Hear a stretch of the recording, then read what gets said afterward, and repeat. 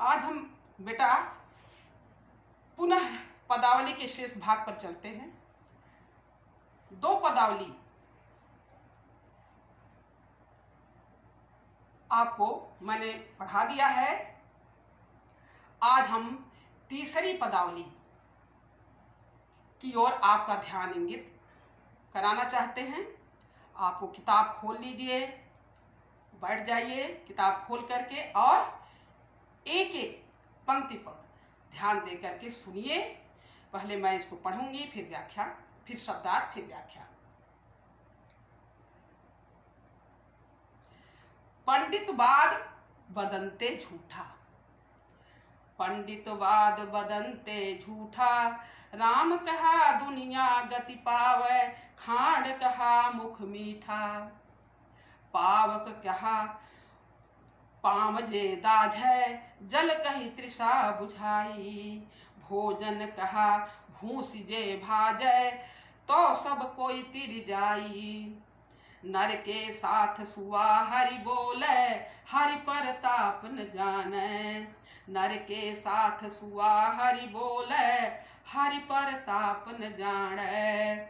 जो कबहू उड़ जाई जंगल में, बहुरिन सुर तै आड़ै। जो कबहू उड़ जाई जंगल में, बहुरिन सुर तै आड़ै। साची प्रीत विषय मायासु, हरि भक्तन सुहासी। साची प्रीत विषय मायासु, हरि भक्तन सुहासी। कहें कबीर प्रेम नहीं उपजो, कहें कबीर प्रेम नहीं उपजो। बांध्यो जमपुर जासी, बांध्यो जमपुर जासी। अब इसमें पहले आप शब्दार्थ। पंडितवाद, पंडित लोग। वाद मतलब जो तर्क, वाद विवाद अर्थात जो तर्क प्रस्तुत करते हैं। बदनते मतलब कहते हैं। दुनिया गति, गति माने दशा अर्थात उद्धार। खांड मतलब गुड़, खांड मतलब खांड कहा गया है, गुड़ के लिए गया है। पावक मतलब अग्नि। पांव जे दाझै जल जाए, दाझै मतलब जलना। जल कही तृषा प्यास, तृषा मतलब प्यास।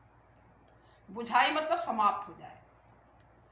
भोजन कहा मतलब भोजन कहने से, कहा जो है मैंने कहने से।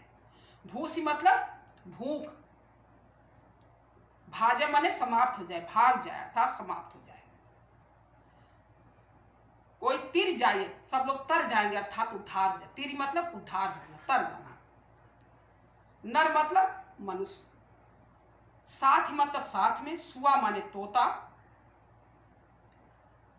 प्रताप, प्रताप महत्ता, उनके महत्व के, उनके गुणानुवाद को न जाने, नहीं जानता है। जाने माने जानना।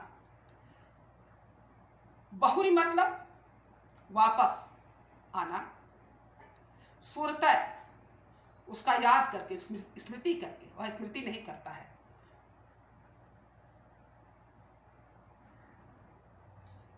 सूरत मतलब स्मृति। साची मतलब सच्ची। प्रीति माने प्रेम। विषय, विषय माया, माया से, विषय वासनाओं से। हासी मतलब हंसी करना, उपहास उड़ाना। जमपुर जासी, जमपुर मतलब यमलोकपुरी। बांधो माने बंद करके उसको यमलोकपुरी जाना पड़ता है। उपजो मतलब उत्पन्न होना। अब हम इसकी व्याख्या चलते हैं। पंडित वाद बदनते झूठा। पहले तो इसमें इस पदावली में क्या बताया गया है ये। इस पदावली में कबीर दास ने जो निजी अनुभव के बिना, निजी अनुभव के बिना जो पंडित लोग केवल शास्त्रों को पढ़ करके जो तर्क वितर्क, ईश्वर के बारे में, प्रभु के बारे में जो तर्क वितर्क करते हैं, वाद विवाद करते हैं, उनकी बातों को उन्होंने मिथ्या बताया है, झूठा बताया है, निरर्थक बताया। वो इससे कुछ भला, मनुष्य का कुछ भला नहीं होने वाला है। उनका तर्क जो है असंगत है। और तो इस बात को उन्होंने बड़े प्रमाण के साथ उन्होंने इस बात की पुष्टि की है। तो प्रमाण उन्होंने क्या क्या दिया है ये पढ़ेंगे तो ही आपको जानकारी मिलेगी। तो बहुत ही बड़े अधिकार पूर्वक कबीर ने अपने प्रश्नों को रखा है और बहुत ही अच्छे ढंग से उन्होंने उसका उत्तर भी, समाधान भी खोजा है। बहुत सुंदर इसमें है, भाव है। पंडित बाद बदनते झूठा। कबीर दास जी कहते हैं कि निजी आजकल के जो पंडित हैं वह निजी अनुभव के आधार, निजी अनुभव के बिना जो केवल शास्त्रों को पढ़ करके ईश्वर के बारे में तर्क वितर्क प्रस्तुत करते हैं, उनकी सारी बातें झूठी हैं, मिथ्या हैं। कहते हैं राम कहा दुनिया गति पावे। जैसा उन्होंने बताया है कि सबको ये सारे पंडित लोग यही कहते हैं कि राम का नाम लेने से प्राणी का उद्धार हो जाता है। तो कहते हैं कि अगर राम का केवल नाम ले लेने से दुनिया गति पावे, संसार का को गति मिल जाए, अर्थात उसके जीवन का उद्धार हो जाए। गति मिल जाए मतलब उद्धार हो जाए। तो फिर गुड़ कहने खान मतलब गुड़ कहने से मुख मीठा हो जाए। लेकिन ऐसा होता नहीं है। ये सारी बातें जो है बड़ी असंगत हैं, बल्कि ये झूठी हैं। कहते हैं राम कहा दुनिया गति पावे, खांड कहा मुख मीठा। कहते हैं कि जो लोग तर्क वितर्क करते हैं, कि सबको ये उपदेश देते हैं कि राम का नाम लेते रहो तुम्हारा उद्धार हो जाएगा, तो कहते हैं कि अगर ये बात सही है तो गुड़ कहने से, गुड़ का नाम ले लेने से मुख भी मीठा हो जाए। लेकिन ऐसा होता नहीं है। इससे कुछ भी भला किसी का होने वाला नहीं है। पावक कहा पांव जे दाझे जल कही। इसी प्रकार से अग्नि कहने से पैर जल जाए, जल का नाम लेने से प्यास बुझ जाए, और भोजन का नाम लेने से भूख मिट जाए। भोजन पावक कहा पांव जे दाझ है। इसी प्रकार से फिर अग्नि का, पावक माने अग्नि का नाम ले लेने से पांव दाझ है, पांव भी जल जाए, और जल कही तृषा, और जल का नाम लेने से प्यास बुझ जाए। भोजन कहा भूस जे भाजे, भाजे माने भाग जाए, समाप्त हो जाए। तो कहीं इसी प्रकार भोजन का नाम लेने से भूख समाप्त हो जाए।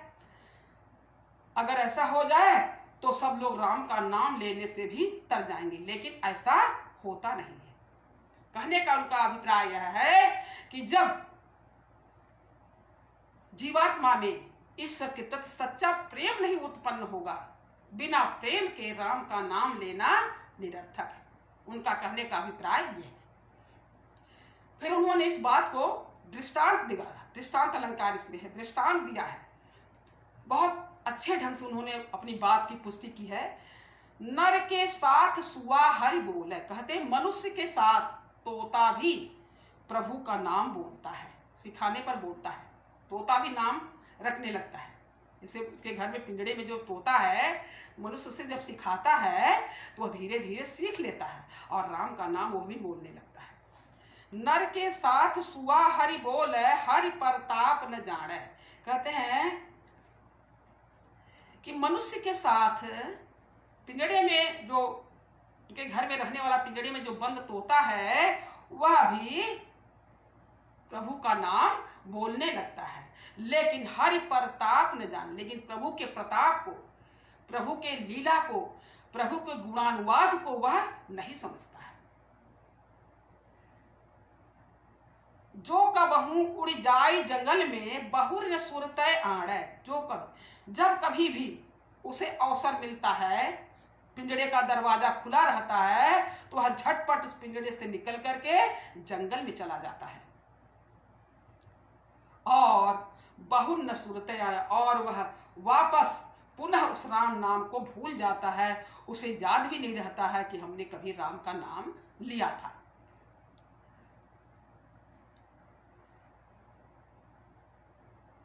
साची प्रीत विषय माया सु हरि भगतन सुहासी। कहते हैं कबीरदास जी कि संसार के जितने भी लोग हैं, जो सांसारिक लोग हैं, जो संसार के प्रति जिनकी आसक्ति है, ऐसे लोग सच्चा प्रेम, साची प्रीति, सच्चा प्रेम विषय वासनाओं से, माया से करते हैं, उसी में लिपटे रहते हैं, उसी के प्रति आसक्त उनकी बढ़ती जाती है। और ऐसी दशा में जो हरि भक्तन सुहासी, कहते हैं कबीरदास जी, जो सांसारिक लोग हैं, जो संसार के प्रति अपने को उन्मुख किए हुए हैं, संसार के प्रति उन्मुख है, हाँ, सांसारिक विषय वासनाओं में उलझे हुए हैं, ऐसे सांसारिक लोग हरि भक्तन सुहासी, हरि के भक्तों की, जो हरि के प्रभु के जो सच्चे भक्त हैं, उनका उपहास करते, उनकी हंसी उड़ाते हैं। कहे कबीर प्रेम नहीं उपजो, बांध्यो जमपुर जासी। कबीरदास जी कहते हैं जिसके हृदय में प्रभु के प्रति सच्चा प्रेम नहीं है, प्रभु के प्रति सच्चा प्रेम उत्पन्न नहीं होता है, वे ऐसे मनुष्य अन्य सामान्य मनुष्यों की तरह उनको भी यमलोकपुरी जाना ही पड़ता है, अर्थात उनको जन्म और मृत्यु के चक्र में पड़ना ही पड़ता है। बांधे जमपुर जासी, वे बंध करके यमराज के देवदूतों द्वारा उन्हें बांध करके वे उन्हें यमलोकपुरी उन्हें ले जाते हैं, उनको जाना ही पड़ता है, उनके जीवन का उद्धार नहीं होता है।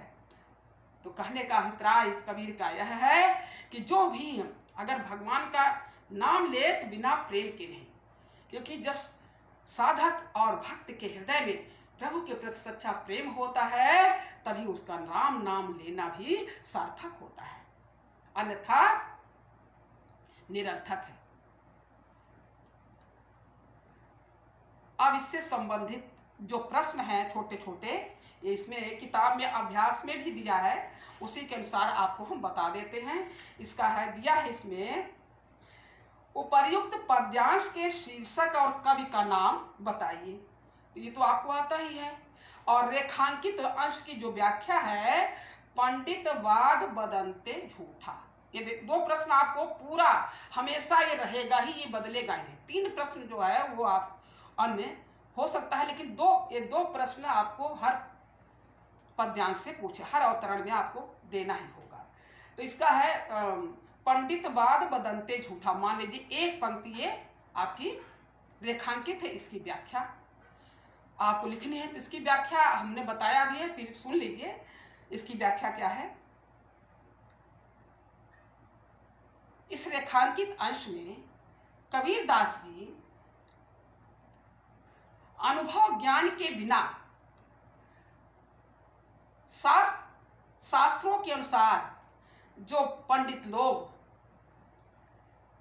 राम नाम स्मरण पर जो जोर देते हैं, राम ईश्वर के बारे में जो तर्क वितर्क प्रस्तुत करते हैं, उनकी सारी बातें मिथ्या हैं, झूठी हैं, क्योंकि प्रेम के अभाव में, सच्चे ईश्वर के प्रति सच्चे प्रेम के अभाव में ईश्वर का नाम निरर्थक है। इससे जीव को का कोई भला नहीं होता है। अतः हमको सच्चे प्रेम से, सच्चे प्रेम ईश्वर के प्रति सच्चा प्रेम रख करके और अपने श्रेष्ठ कर्मों को करके ही हम ईश्वर का नाम लेना चाहिए। उसी से जीवन सार्थक हो जाता है और जीव का उद्धार हो जाता है। यही लिखना है इसमें, इसके रेखांकित अंश में। दो प्रश्न आपके हो गए। पंडित लोग किस बात को निरर्थक बताते हैं, पूछ रहा है इसमें, पंडित लोग किस बात को निरर्थक बताते हैं। तो इसका उत्तर यही होगा, ईश्वर के प्रति प्रेम के अभाव में राम का नाम लेना निरर्थक है। प्रेम, ईश्वर के प्रति सच्चे प्रेम के अभाव, इसका उत्तर है ईश्वर के पंडित लोग किस बात को निरर्थक बताते हैं। तो इसका उत्तर है, फिर हम पुनः एक बार बोलते हैं, सच्चे निजी अनुभव के बिना सच्चे प्रेम के अभाव में शास्त्रों के अनुसार ईश्वर के बारे में जो तर्क वितर्क देते हैं वे सब निरर्थक हैं। अब है, किसकी संगत में तोता राम नाम का उच्चारण करने लगता है। अगला प्रश्न है, किसकी संगत में तोता राम नाम का उच्चारण करने लगता है। नर की, मनुष्य की संगत में, नर के साथ सुआ हरि बोले। तो इसका उत्तर है, मनुष्य की संगत में तोता राम नाम का उच्चारण करने लगता है। मनुष्य की संगत में रहकर तोता राम नाम का उच्चारण करने लगता है। अगला प्रश्न है 5वां, यदि राम नाम का उच्चारण करने वाले व्यक्ति के हृदय में सच्चा प्रेम उत्पन्न नहीं होता तो उसकी क्या दशा होती है। प्रश्न है अभ्यास प्रश्न में, यदि राम नाम का उच्चारण करने वाले व्यक्ति के हृदय में सच्चा प्रेम उत्पन्न नहीं होता तो उसकी क्या दशा होती है। इसका उत्तर है बच्चों,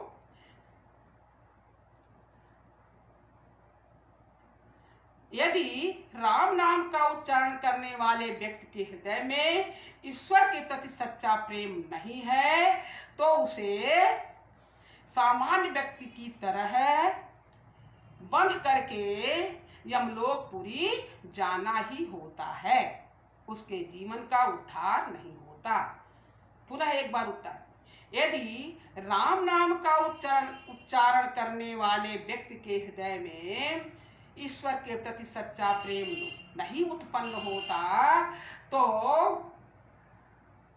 उसे सामान्य व्यक्ति की तरह उसे बंध करके यमलोकपुरी जाना ही होता है, उसके जीवन का उद्धार नहीं होता।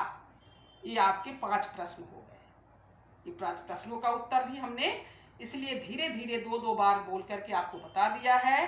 अब आप लोग अपनी कॉपी में इसको प्रश्न उत्तर कर लीजिएगा। आपका नोट्स बनता जा रहा है। कुछ नोट्स हमने भिजवाया भी है, तरीका बताया है किस तरह से लिखना चाहिए, और उसी तरीके से आप बढ़िया अच्छे राइटिंग में अच्छे ढंग से काम करते जाइए।